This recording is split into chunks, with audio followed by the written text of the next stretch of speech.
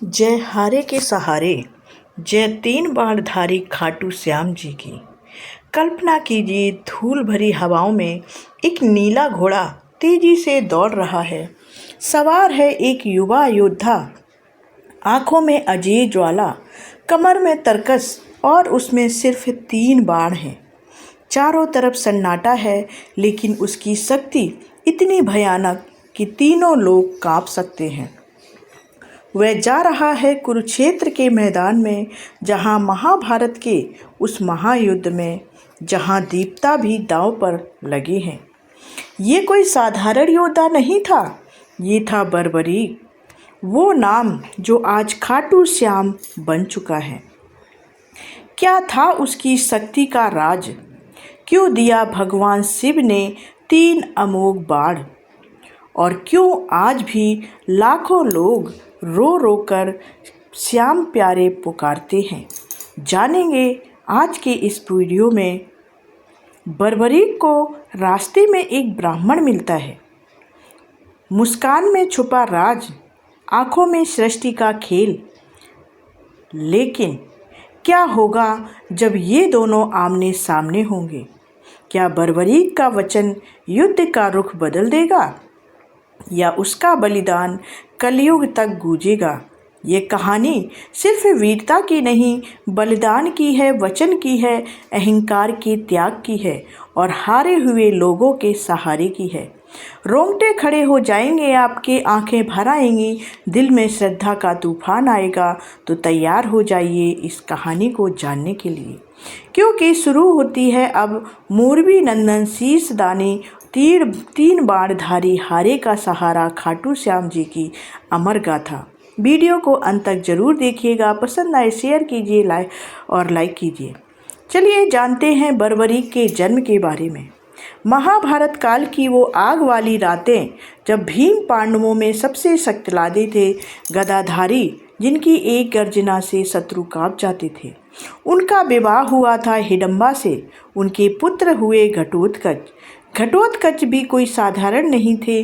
वे आकाश में उड़ सकते थे, पहाड़ों को उखाड़ सकते थे और राक्षसी शक्तियों से युक्त थे। घटोत्कच का विवाह हुआ मोरबी नामक नाग कन्या से, नागलोक की अत्यंत सुंदर, बुद्धिमती और शक्तिशाली राजकुमारी। मोरबी ने अपने पति को वचन दिया था कि उनका पुत्र हमेशा धर्म और कमजोर पक्ष का साथ देगा। जब बर्बरीक का जन्म हुआ तो हुआ चमत्कार। सामान्य शिशु की तरह रोते कलपते नहीं, बल्कि पूर्ण विकसित युवा रूप में प्रकट हुए। उनके बाल घुंघराले और बब्बर जनजाति जैसे थे, इसलिए नाम पड़ा बर्बरीक। जन्म के कुछ ही घंटों बाद बालक ने माता से पूछा, माता, मेरा धर्म क्या है? मोरबी ने गंभीर स्वर में कहा, बेटा, हमेशा हारे हुए पक्ष की मदद करना, न्याय का साथ देना, कभी विजयी पक्ष के साथ मत जाना। ये एक वचन था जो बाद में पूरे महाभारत को बदलने वाला था। चलिए जानते हैं बचपन की उन अद्भुत लीलाओं के बारे में। बर्बरीक बचपन से ही असाधारण थे। छोटी उम्र में ही उन्होंने कई राक्षसों का संहार किया था। गुरुओं से दिव्य अस्त्र विद्या सीखी थी। उनका शरीर इतना तेजस्वी था कि देखने वाले आश्चर्य में पड़ जाते थे। एक बार घटोत्कच बर्बरीक को द्वारका ले गए। भगवान श्री कृष्ण ने उन्हें देखा और मुस्कुराते हुए कहा, ये बालक दयालु हृदय वाला है। कृष्ण जी ने भविष्य की झलक देख ली थी। बर्बरीक की भूख थी अजेय बनने की। वे जानते थे कि महाभारत का युद्ध आने वाला है। उन्होंने सोचा, मुझे ऐसी शक्ति चाहिए जो तीनों लोकों में विजय दिला सके। अब शुरू होता है बर्बरीक की घोर तपस्या का कारण। तो चलिए जानते हैं घोर तपस्या के बारे में।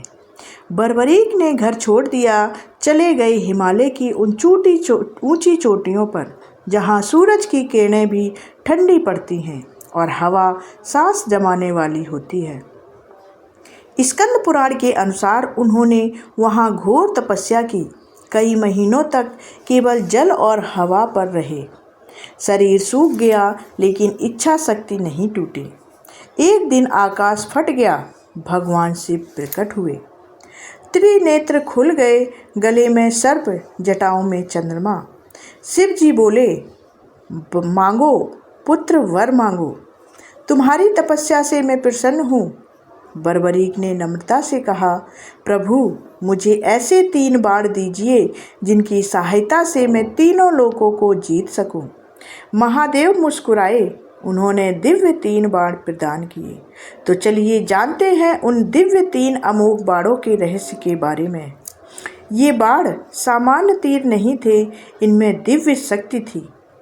पहला बाण जो सभी लक्ष्यों को चिन्हित कर देता था, जिसे नष्ट करना हो उस पर निशान लगा देता है। दूसरा बाण लगे हुए उनको सुरक्षित चिन्हित कर देता जिन्हें बचाना हो, यानी कि पहला जिनको नष्ट करना हो उन्हें चिन्हित करता था और दूसरा उन्हें चिन्हित करता था जिन्हें बचाना हो। और तीसरा बाण वार करके सब कुछ नष्ट कर देता और वापस तर्कस में आ जाता, कभी असफल नहीं होता। एक ही बाण से पूरा युद्ध समाप्त किया जा सकता था। ये बाण इतने शक्तिशाली थे कि इंद्र, वरुण, अग्नि सभी देवता भी हैरान थे।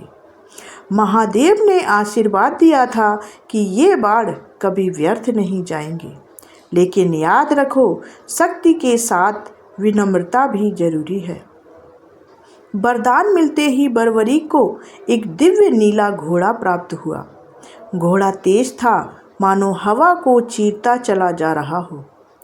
बर्बरीक ने तर्कस में 3 बाण रखे, धनुष संभाला और कुरुक्षेत्र की ओर प्रस्थान किया।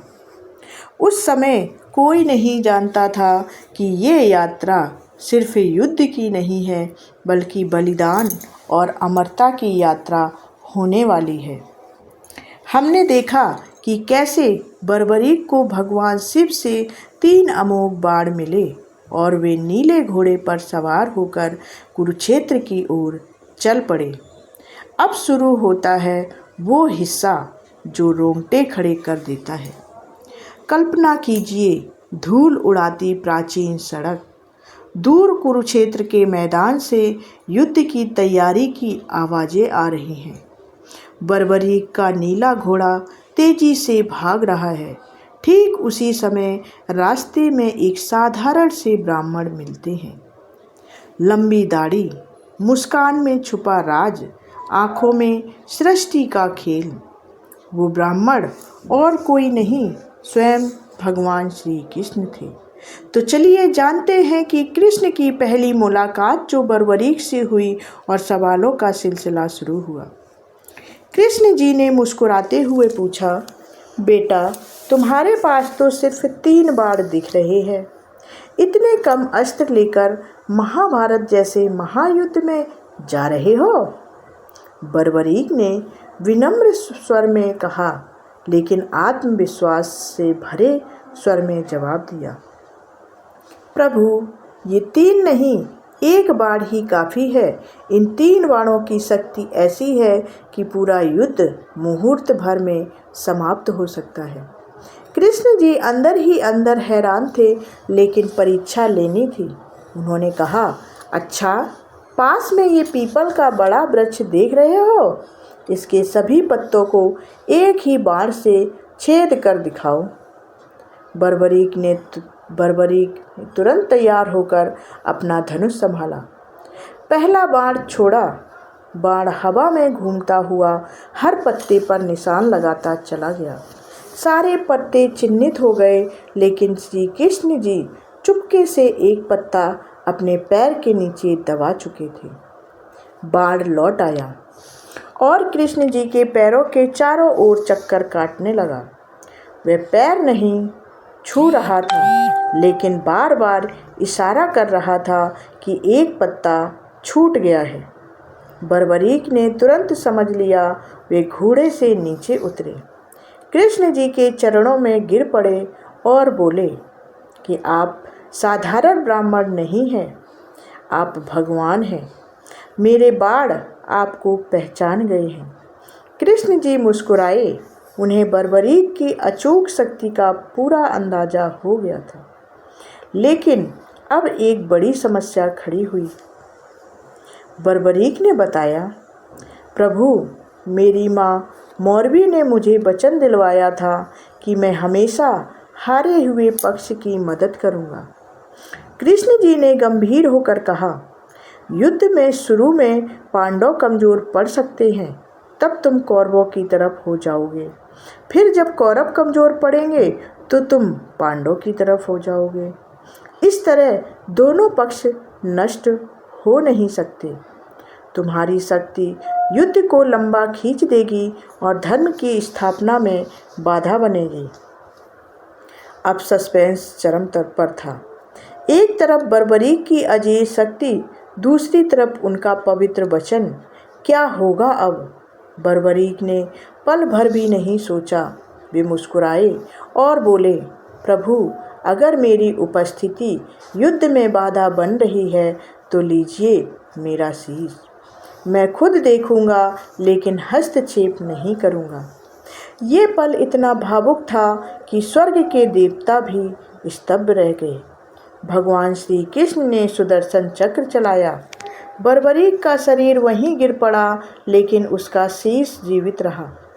कृष्ण जी ने खुद उस शीश को ऊंचे स्थान पर रख दिया, जहां से पूरा कुरुक्षेत्र का मैदान साफ दिखता था।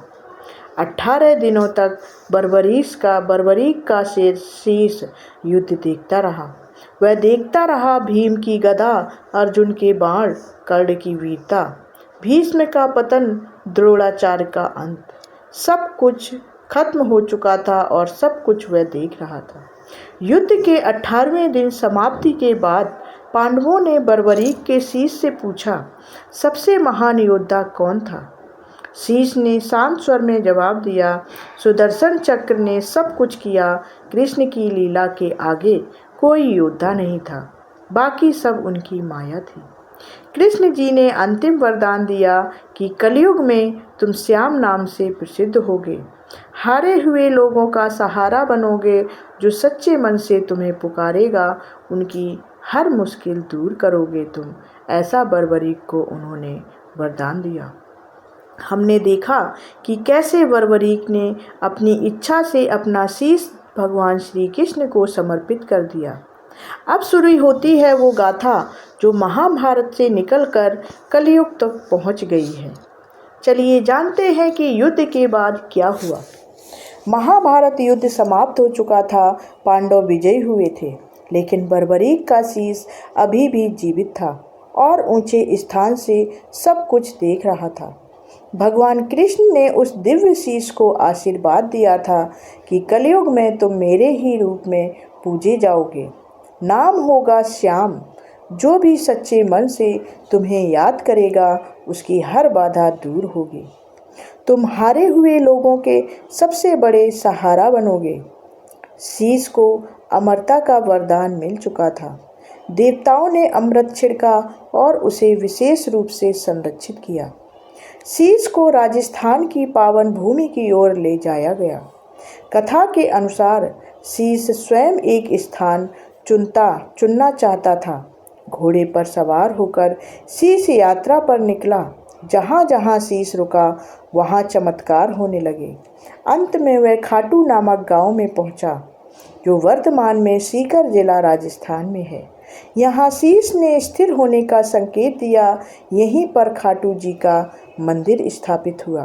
खाटू गांव पहले एक साधारण जगह थी, लेकिन बर्बरीक के शीश के आगमन से यह पावन तीर्थ बन गया।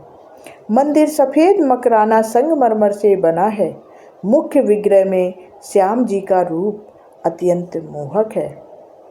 नीला घोड़ा, मोर मुकुट, तरकस में 3 बाण और मुस्कान में असीम करुणा।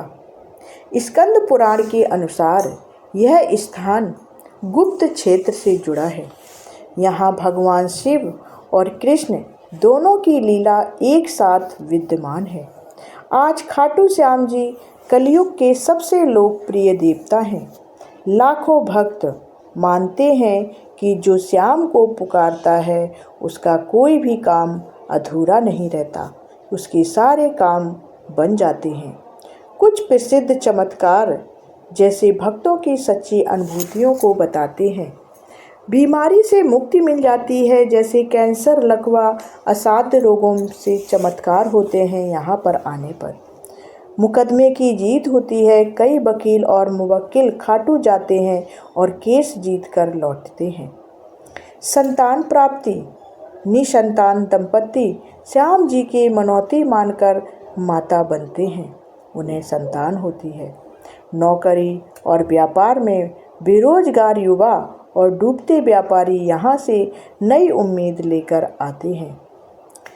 जिनको मानसिक शांति, डिप्रेशन, चिंता और नकारात्मक विचारों से यहाँ पर मुक्ति मिलती है। यहाँ पर फाल्गुन मेला लगता है, जो हर साल लाखों श्रद्धालु वहाँ पर उमड़ते हैं। नीला घोड़ा सजाया जाता है, भजन कीर्तन होते हैं और श्याम प्यारे हारे का सहारा की गूंज आसमान को छूती है। स्कंद पुराण के अन्य महत्वपूर्ण प्रसंग थे, जैसे बर्बरीक ने अनजाने में अपने दादा भीम से युद्ध किया और उन्हें समुद्र में फेंकने ले जा रहे थे। तब शिव जी ने हस्तक्षेप कर बताया कि भीम उनके दादा हैं। इस स्थान पर भीमेश्वर महादेव का मंदिर बना, ऐसा स्कंद पुराण में बताया गया है। बर्बरीक के आजीवन ब्रह्मचर्य का व्रत लिया और विवाह अस्वीकार कर दिया, ये भी स्कंद पुराण में लिखा है। और एक महत्वपूर्ण जानकारी मिलती है कि एक ब्राह्मण के यज्ञ की रक्षा के लिए 9 करोड़ पिशाचों का संहार किया था बर्बरीक ने। 9 दुर्गा की आराधना कर अतुलनीय शक्ति प्रदान प्राप्त की थी बर्बरीक ने। ये प्रसंग बताते हैं कि बर्बरीक केवल योद्धा नहीं, बल्कि धर्म, त्याग और भक्ति के प्रतीक थे। आज के समय में जब हर तरफ जीत हार का खेल चल रहा है, जब लोग हार कर टूट जाते हैं, तब खाटू श्याम जी की याद दिलाते हैं। हार मत मानो, सच्ची भक्ति और वचन का पालन करो, मैं तुम्हारा सहारा हूँ। श्याम जी का रूप कलयुग के कृष्ण का प्रतीक है। जो भी सच्चे मन से श्याम प्यारे कहता है, उसे लगा लेते हैं गोद में। राजस्थान के सीकर जिले में खाटू गांव है। यहाँ मंदिर सफ़ेद मकराना संगमरमर का बना है।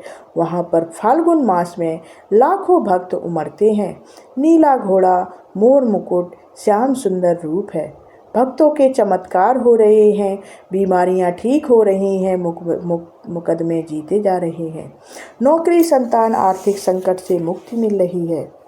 तो सच्ची श्रद्धा से श्याम प्यारे पुकारो, बाबा सब संभाल लेंगे। खाटू जाओ, दर्शन करो, बाबा खुद सब बताएंगे। हर हर महादेव, जय खाटू श्याम जी। खाटू श्याम कमेंट में ज़रूर लिखना, वो आपकी मदद ज़रूर करेंगे। जय खाटू श्याम जी महाराज की।